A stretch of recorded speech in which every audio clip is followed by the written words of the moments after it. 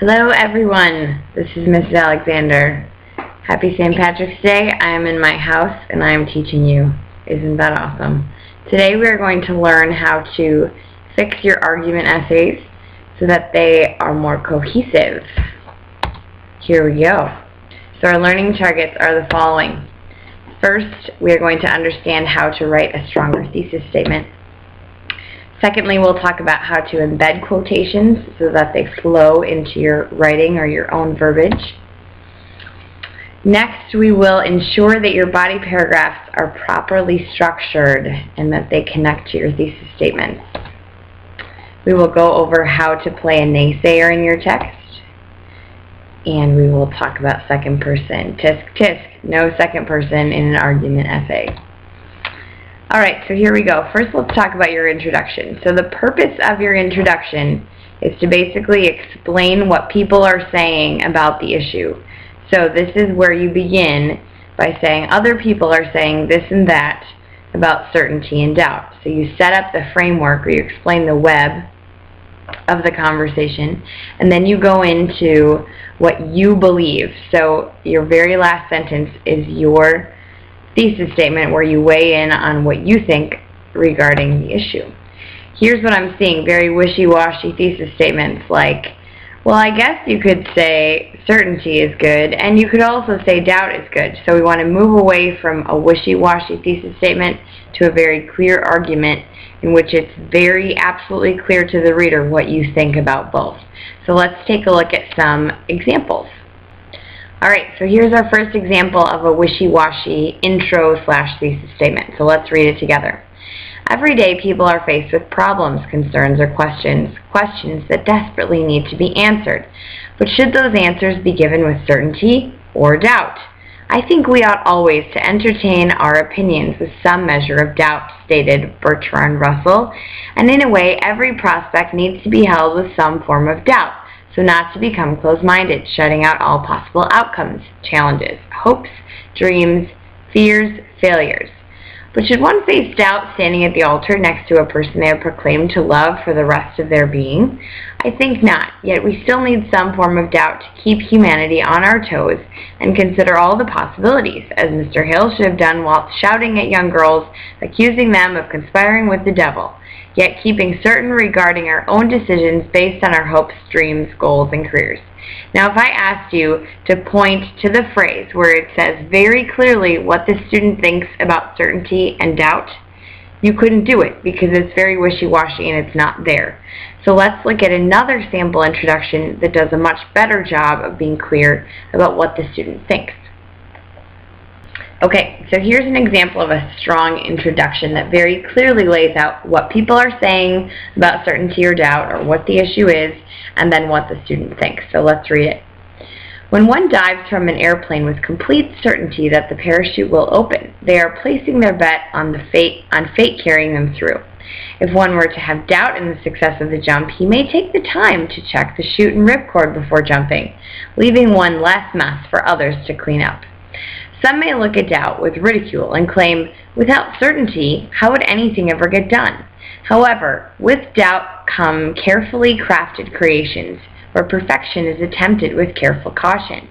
Rather than rigidly following others' opinions to a point, it is necessary to, quote, entertain our opinions with a measure of doubt, so that we may pave our own paths in the ice-covered lake of life and take each step with caution.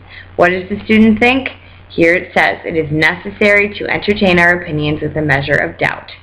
So this would be an example of a much stronger introduction with a clear thesis. Alright, you've been hearing me talk about embedding your quotes, so let's go over what that means. This is a way that you can sophisticate your writing by including the words of other experts in the field into your own text. Now what I'm seeing is this. Bertrand Russell says, quote, end quote. Okay, this is like 7th grade inclusion of quotations. I want you to move from that to a true embedding of the quote so that the words of the other author read like your own words, and you do not have to cite their words. You just put them right into your own phrasing, and you don't need to cite them because on the AP test we know where you're getting your sources from. So let's just take a look at this example. Truly, one must walk through life with a strong level of self-confidence and certainty. However, we ought to always entertain opinions with some level of doubt. Notice how that quote just very fluidly reads as if it's part of the student's own verbiage. Moving on, let's talk about the body paragraphs. So each body paragraph should basically follow its clear structure. Now we'll only go over this briefly because it's a very simplistic form of writing that you've been doing throughout your whole high school career. So you need a topic sentence that says, this example proves that one should walk through life with doubt. So you introduce the upcoming example and basically summarize how it's going to connect to your thesis statement. You might have to give some context, which will give the background information that the reader might need to understand your example. Your example then should be very specific. You should be able to tell me the date and the time and the place that it happened. So if you're vague and just talking about religion in a very broad sense, you're missing the strength of an example that you need to be really specific. Now the analysis is the most important part and one that I see is missing in most of your writing. This is your warrant where you explain this is how this example proves my point, that it is important to walk through life with a certain measure of doubt. And then for your wrap-up, you're just going to simply transition into the next example that follows. So let's look at some examples of strong and weak body paragraphs. Okay, so here's an example that's very vague. You can also see the quotation is not fully embedded the way that we are trying to embed our quotes here. So we'll read it together. Our faith is something we are always supposed to be certain in. However, if we are certain of our faith, then how may we grow in it? Every religion has guidelines that they have followed for hundreds of years now. Some say that the rules of the church are definite and are completely certain. I say, that should be semicolon, that having some doubt in religion will aid us in finding ourselves in our true faith. Bertrand Russell says, I shouldn't wish people dogmatically to believe any philosophy, not even mine. No person should ever be completely certain about their faith or their religion, because then there is no place to grow from, and they will be in that place of certainty for the rest of time.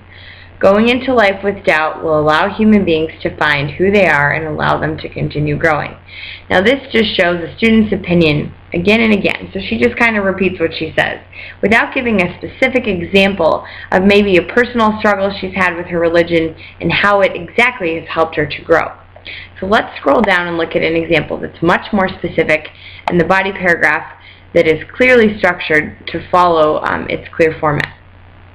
One setting in which the need for doubt is blatantly evident is Arthur Miller's novel, The Crucible. Boom. This student tells us, I'm going to give you an example about why doubt is good. It's from The Crucible. Here we go. The story begins in the 1600s in the town of Salem with an abundant amount of witchcraft accusations.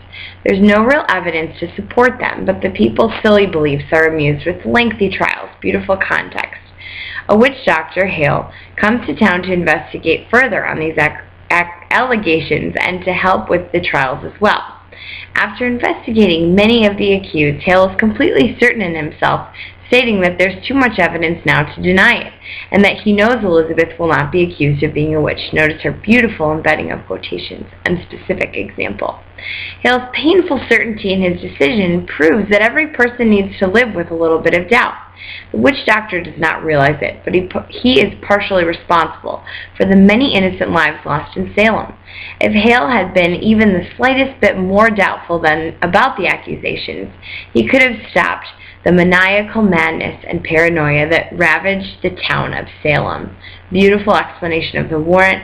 Notice her alliteration and her strong verb choices. Okay, so now let's talk briefly about what it means to play a naysayer in your text. So, some people like to put this paragraph right after the introduction.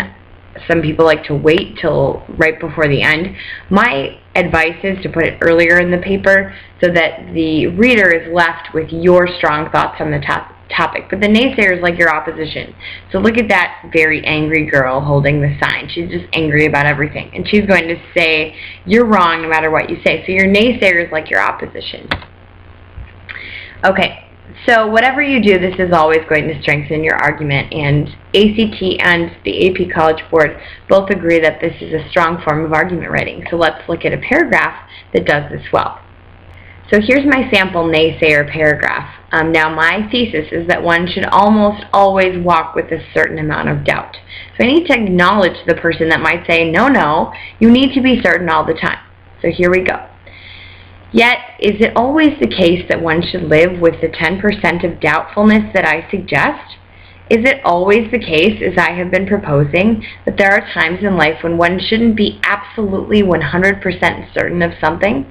For instance, should I not have been certain of my decision to marry my husband the day I walked down the aisle to declare myself his life partner? True, this was a decision made with the absolute certainty of every cell in my being. However, making this decision with conviction took a full year of appropriate doubtfulness. Before introducing this man to my parents, I walked with doubt. What if my parents, who know me deeply, didn't approve? Before sharing our religious beliefs with each other, I walked with doubt. What if our views of God were vastly different? Before our first major fight, I walked with doubt. What if he didn't fight fairly? So while certainty is necessary at times, it is true that the open-minded yet slightly doubtful version of myself was the one that led me to this absolute certainty. So notice how I acknowledge the opposition, but then I come back and explain that yes, while I am certain at times, doubtfulness is what helped me to get to my certainty. So make sure you always come back and say why you are right and your opinion is superior. Okay, last but not least, take out second person you. There is no place for you in this piece of writing. The end. You only use the word you if you're writing a letter to someone. So look at this sweet little kid. Dear Santa, you know I have been good this year because you have been watching me every step of my life, which is kind of creepy. So you only say you in a text, a letter. It is never appropriate in a form of academic writing. So today, here are your tasks. First, you need to go back and make these changes. Make sure your introduction strongly states what you think about certainty and doubt. This should be the last sentence of your intro paragraph. You need to embed your quotations so they sound like your own verbiage. You need to make your body paragraphs easily connect to your thesis statement. So make sure you have a warrant in each paragraph and you're following it's clear. And also that you have a specific example. You're going to make sure you effectively plant a naysayer in the text and come back at that naysayer. And last but not least, take out the second person you. So thanks for watching and good luck. I know you can do it.